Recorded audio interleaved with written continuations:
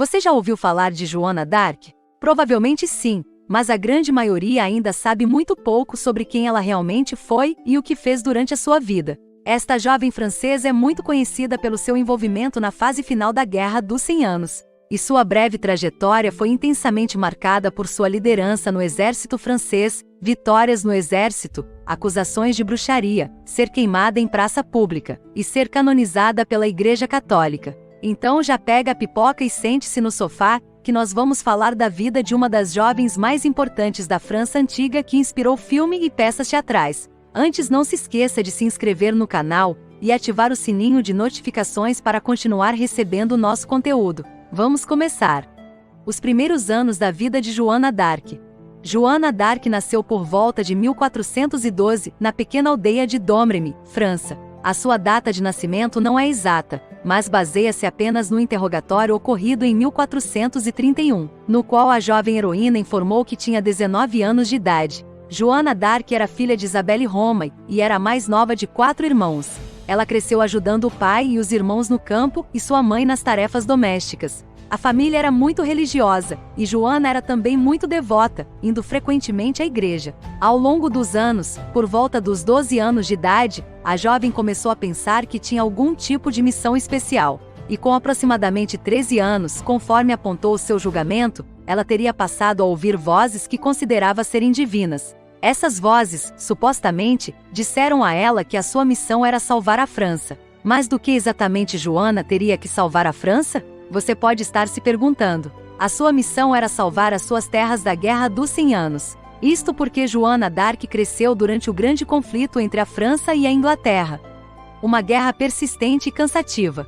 A Guerra dos 100 Anos foi a guerra mais longa da Idade Média, e iniciou entre 1337 e 1453. Especificamente, este conflito surgiu por causa da luta para herdar o trono francês após a morte do rei Carlos IV da França, que morreu sem deixar um filho homem. Neste contexto, o rei Eduardo III da Inglaterra, sobrinho de Carlos IV, viu a si próprio como o sucessor adequado ao trono. Ao mesmo tempo, o primo de Carlos IV, Philippe Valois, subiu ao trono após uma assembleia em que conseguiu apoio de alguns nobres. Isto, bem como a desconfiança e os interesses de ambos os lados, levaram à eclosão da guerra. Houve vários conflitos entre os exércitos francês e britânico, cada um com uma intensidade diferente. No entanto, foi na fase final da guerra que Joana d'Arc participou, tendo ganho várias batalhas e se protagonizando no cenário caótico. Uma menina determinada. Impelida por esta voz, Joana d'Arc viu 2 tarefas perante ela. A primeira foi para salvar o seu país, a França, e a segunda foi para libertar a cidade de Orleans e colocar Carlos VII no trono. Nesta altura, Carlos VII estava a lutar para exercer o seu governo na França, pois em 1420 seu pai abdicou dele e reconheceu Henrique V da Inglaterra como seu herdeiro e sucessor. Assim, Joana d'Arc, com cerca de 15 anos de idade, partiu em busca do diálogo com Carlos VII. Aí, ela decidiu abordar Robert de Baudricourt, capitão da guarnição do reino de Vauclair. Ela persuadiu então Baudricourt. Convencido, ele lhe deu um cavalo, protegeu-a com guardas, e até permitiu que Joana finalmente comunicasse com Carlos VII. Mas, como a palavra de uma moça convenceria um monarca, ainda mais em meio a uma guerra? Joana então cortou o cabelo curto, e vestida de homem saiu de casa para se encontrar com Carlos VII sem dizer aos seus pais. Após cerca de 11 dias na estrada, ela chegou a Chinon, onde já havia por parte de Baudricourt um caminho aberto para introduzi-la na presença de Carlos VII, e finalmente pôde ter a conversa com ele com que sonhava há tanto tempo. Essa conversa em Chinon é um mistério histórico, mas mesmo que parecesse algo impróprio para uma jovem mulher participar numa guerra em tais circunstâncias, é evidente que a esperança nasceu na convicção desta missão ser algo divino, e talvez tenha sido isso que impulsionou Carlos VII, uma vez que a moça conseguiu ousadamente chegar à sua presença, convencer-se que Deus estava do seu lado nesta empreitada contra a Inglaterra. Joana passou a ser sujeita a numerosas investigações para provar a sua sinceridade e avaliar as suas reivindicações. Para isso foi examinada por uma comissão de teólogos da época e por matronas para verificar a sua castidade. Depois de muitas provações e tribulações, ela ainda teve de esperar um mês para marchar contra o exército britânico. Depois, quando a situação em Orleans se tornou muito pior e mais desesperadora, a jovem foi enviada e assumiu o comando das tropas no campo de batalha. Neste feito, Joana se destaca, como aponta Louis Kossuth. Atentem para esta distinção singular e impressionante. Desde que a história humana começou a ser escrita, Joana d'Arc foi a única pessoa, entre homens e mulheres, que chegou ao comando supremo das forças militares de uma nação aos 17 anos de idade. A sabedoria de Joana d'Arc para vencer batalhas. No livro Joana d'Arc, Ellen Castor diz-nos que esta jovem mulher estabeleceu a disciplina entre os soldados.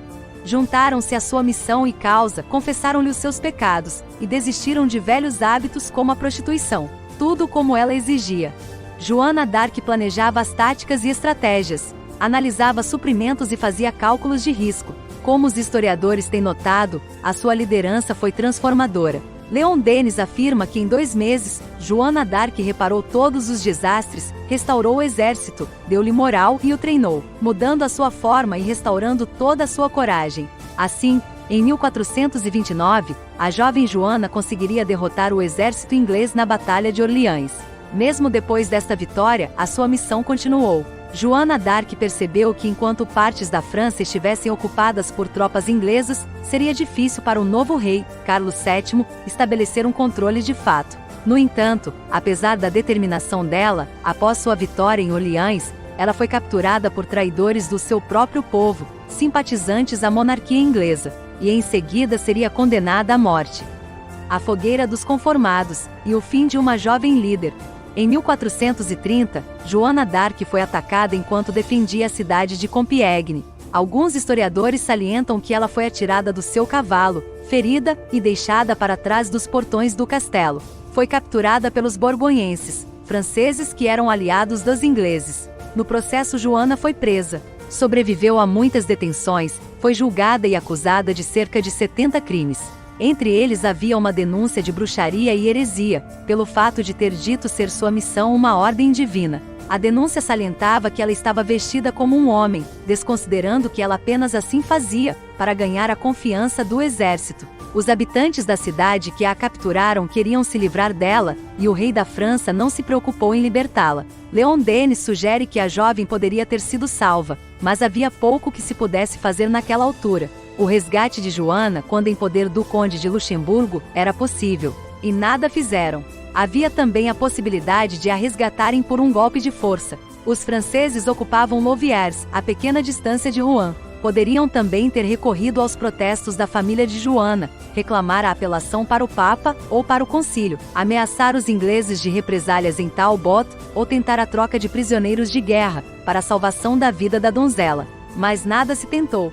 Os homens que a aprisionaram decidiram qual seria o seu fim, e de certa forma queriam que ela morresse de vergonha. Tentaram então persuadi-la a renunciar à sua missão e confessar que não teria recebido qualquer orientação divina para o que fez. E Joana foi sujeita a todo tipo de maus tratos e torturas. Seja como for, ela continuou a resistir a tudo. Mais tarde, em 1431, depois de muita resistência da parte de Joana, enfim, houve o pronunciamento da sua sentença de morte. Em uma manhã de maio, do ano de 1431, aos 19 anos de idade, Joana d'Arc foi levada ao antigo mercado de Rouen e queimada na fogueira, em praça pública. 4 anos depois, a nobreza francesa se reconciliou e virou o rumo da guerra, que terminou em 1453 com a vitória da França. Carlos VII mandou revisar o caso e negociou com a Igreja, pois não podia ter sua vitória associada a uma pessoa que foi considerada herege. Tal atitude faz jus ao fato do porquê não moveu um músculo sequer para tentar livrá-la. Aparentemente ele concordou com a empreitada da jovem tão somente por serem ondas a favor da maré de seus interesses, provavelmente sem dar crédito às reais motivações de Joana. Em 1455, o Papa Calixto III aceitou o pedido de revisão da família d'Arc, e em 1456, a condenação foi anulada. Em 1920, a donzela foi canonizada. Símbolo da resistência francesa contra a invasão inglesa, Joana é desde 1922 a padroeira da França. Contudo, não era sua motivação ser ovacionada, nem sequer é esta a verdadeira vitória da jovem. Seu objetivo não era ideológico, tampouco suas ambições não eram de poder. Seu principal objetivo era a liberdade do seu povo, e a sua principal contribuição era manter a moral dos soldados, inspirando-os com palavras de confiança e mudanças de atitudes em suas próprias vidas. Joana d'Arc deixou um legado de coragem e ousadia, e também muitas lendas e mitos. O fato inegável e talvez o mais relevante não é complexo de se entender no perfil de Joana. Como toda jovem sonha em protagonizar grandes mudanças ao seu redor, ela apenas queria ver o rosto de seus compatriotas erguido aos céus, e o seu país, liberto do domínio inglês. Então, gostou do vídeo? Comenta aqui embaixo. Não se esqueça de deixar o seu like para nos apoiar e se inscrever no canal. Nos vemos no próximo episódio do Surreal.